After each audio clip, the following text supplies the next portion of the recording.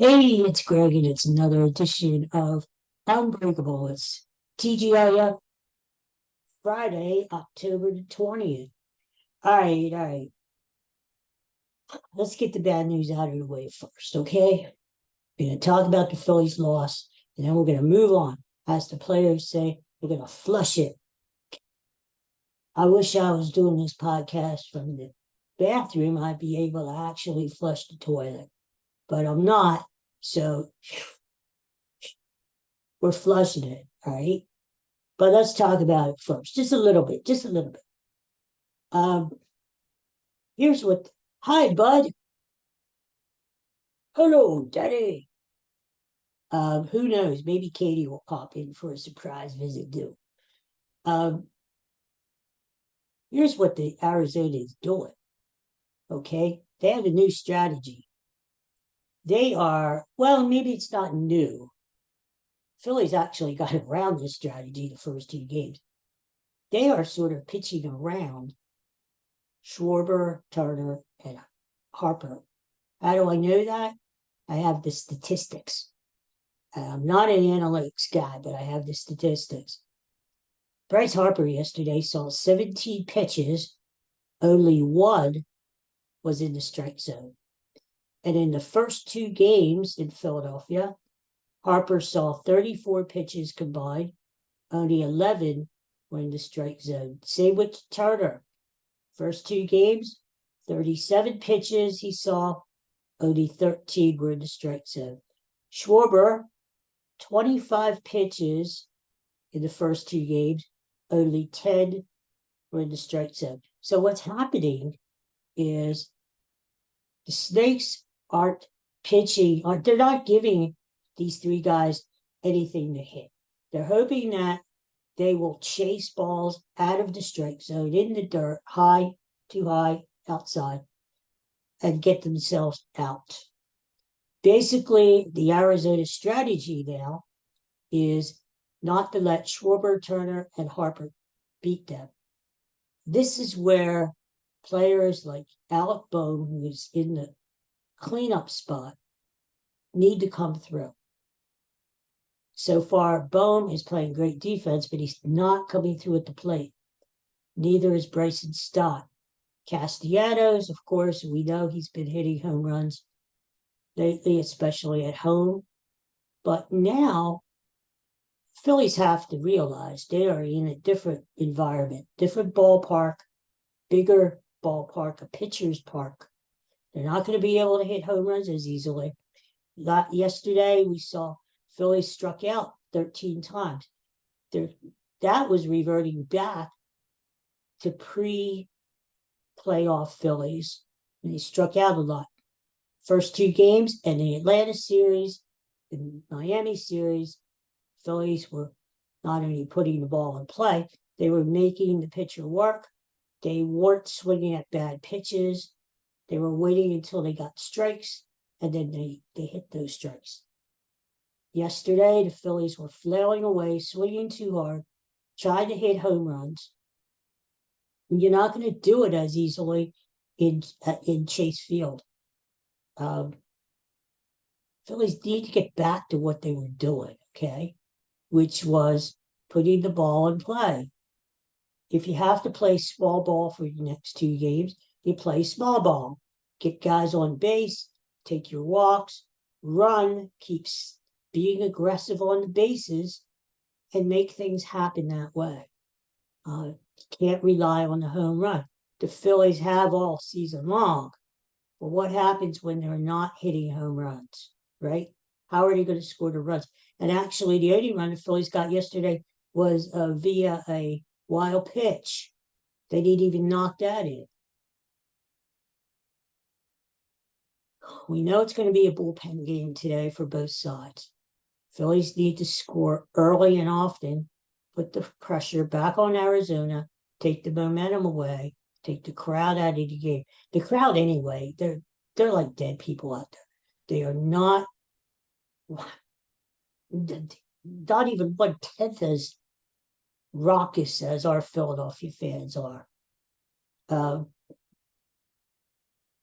Phillies, again, they need to get ahead like they have been for most of this series, make the Snakes play catch up. Now, what can we say about Craig Kimbrell? We know he is an implosion. He can implode any time. We know that. We know that. That walks killed him yesterday. Throw strikes. If they hit the ball, they hit the ball. Don't give him free passes, because with Kimbrell, he has a hard time keeping men on base, holding them on base. These guys get on base, they're going to run like crazy because he does a terrible job holding guys on base. He doesn't give JT a chance to throw them out.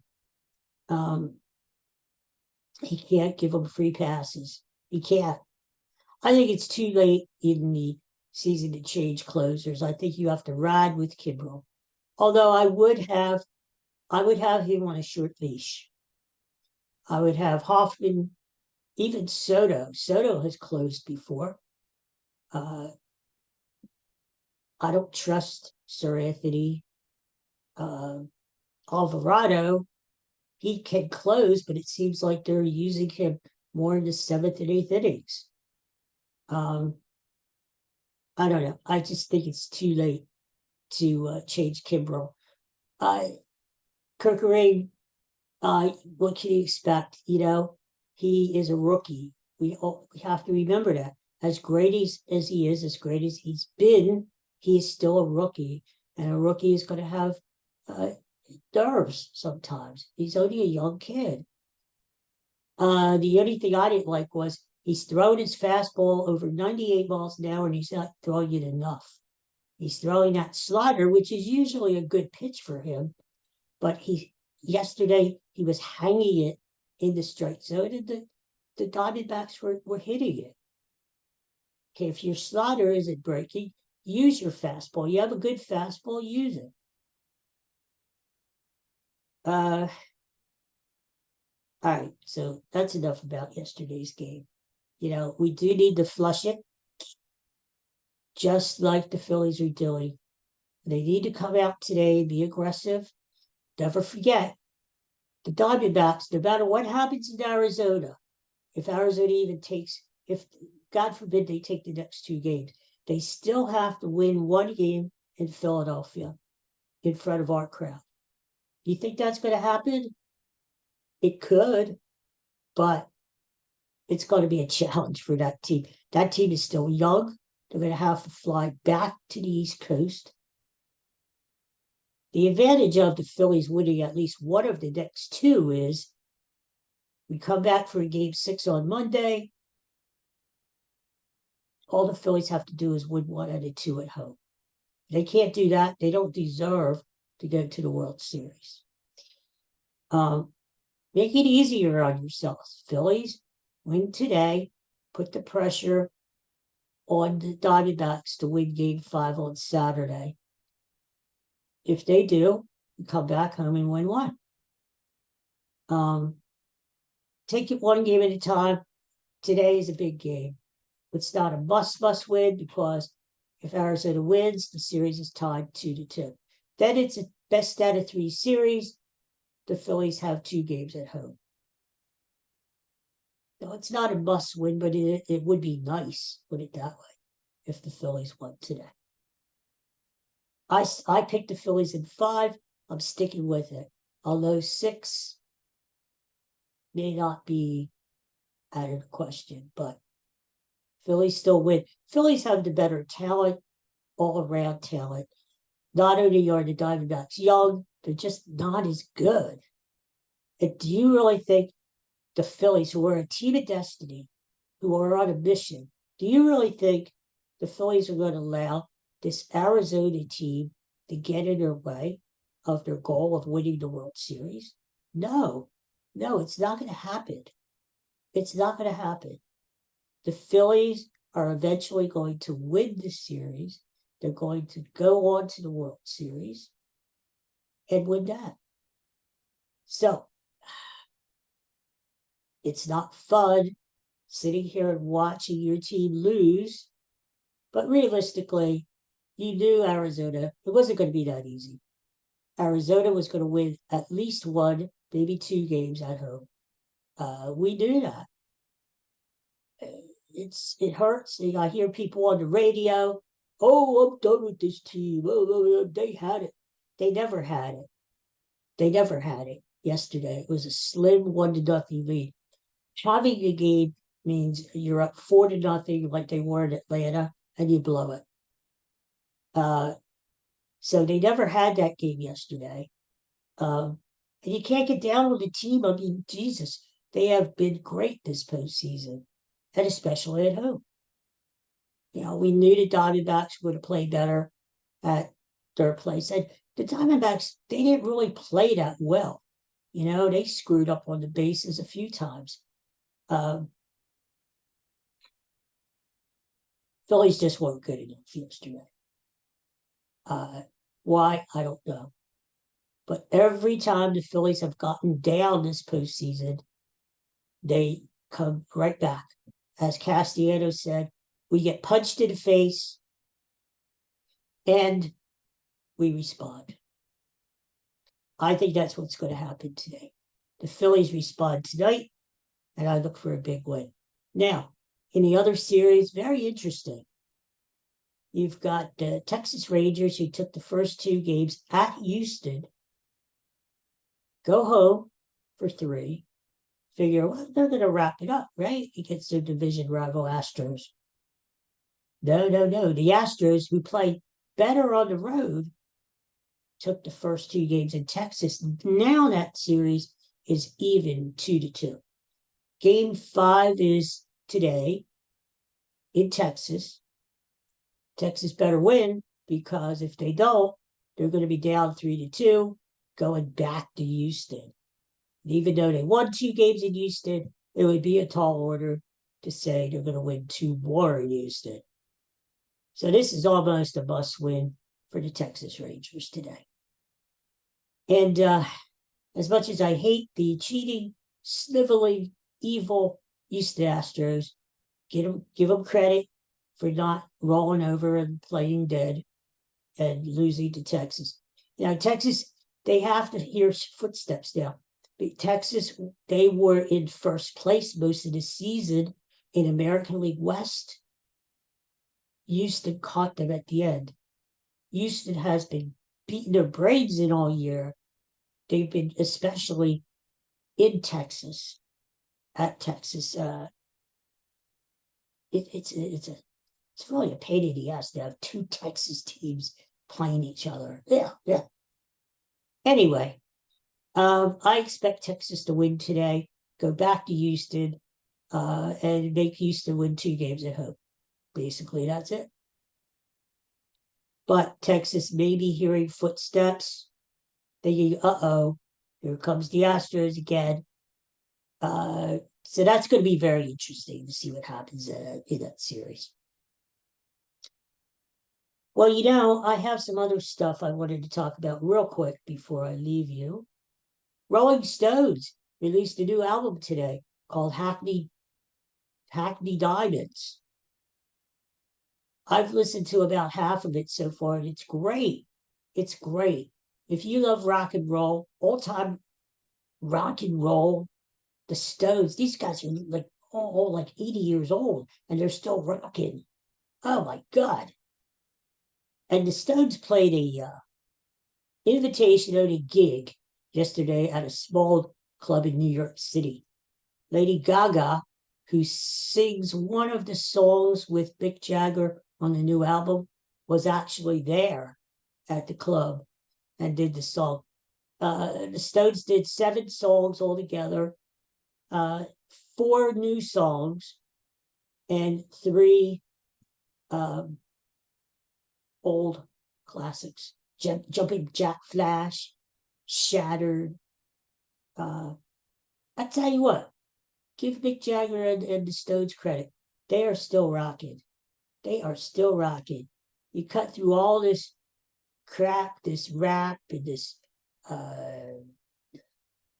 new techno crap, and you want to get back to the basics, do you? Do you want to get back to rock and roll like it was in the 70s and 80s? listen to this new Rolling Stone album just out today, Hackney Diamonds, and you'll get back to basic rock and roll. All right, I got one more story before I leave you today. And this was really a weird one here. Apparently, for the last 40 years, I didn't even know this was going on. Did you guys know this was going on?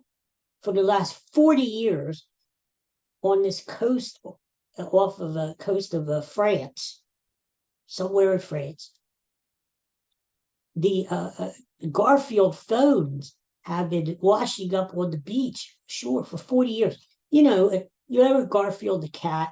He was really popular. He's still around. He was really popular back in the 80s. That was sort of his like heyday. And they had all sorts of things of Garfield, comic strip, TV show, all kinds of merchandise. Well, they actually had a real Garfield phone. It was Garfield laying down, closing his eyes, when the receiver, yes, there were such things as receivers, was on the thing. You pick up the receiver, Garfield opens his eyes. It was kind of cool. I never had one. I wish I did. They'd be worth a lot of money now, as are most things, most merch from the 80s. Garfield phone. Well, apparently what happened was they were shipping a crate full of Garfield phones somewhere, and the cargo ship was in a storm, and this this massive crate of Garfield phones got washed off the boat and was lost at sea. Nobody can figure out what happened to it. Here, for the past 40 years, last 4 decades, parts of the Garfield phones are washing up on this one particular French beach. Now, why? Why are they coming every so often? And why are they only washing up on this one French beach? Why?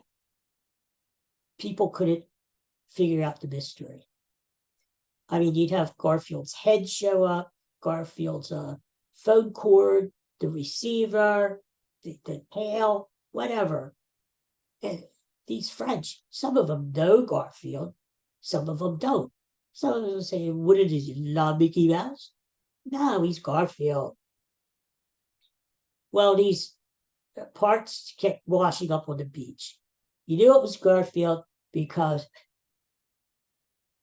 sometimes it smelled like a wet cat, sometimes it smelled like lasagna. Garfield like lasagna.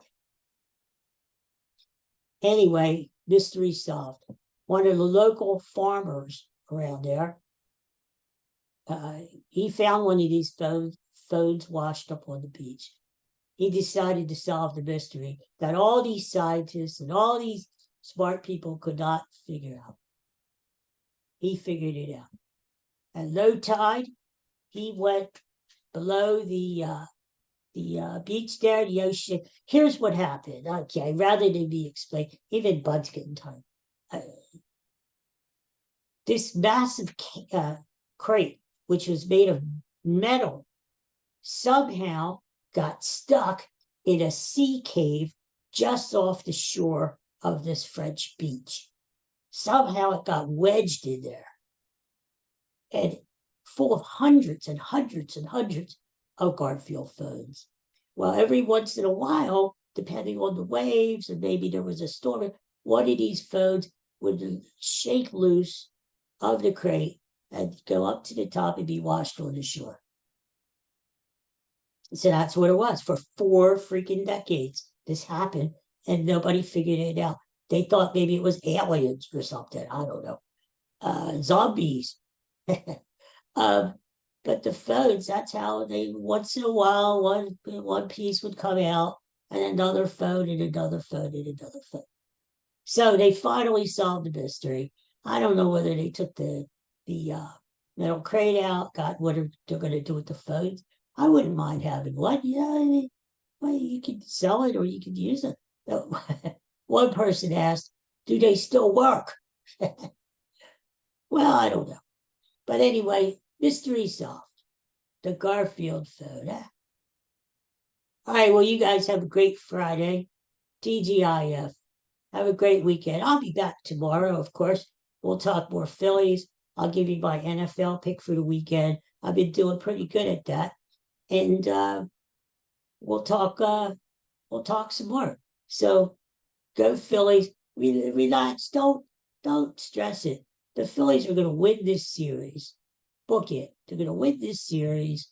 They're not gonna let it the little team like the Arizona Diamondbacks get in their way. They're like pesky little flies. Just flick them off your shoulder. Get the hell out of there. I have bigger fish to fry.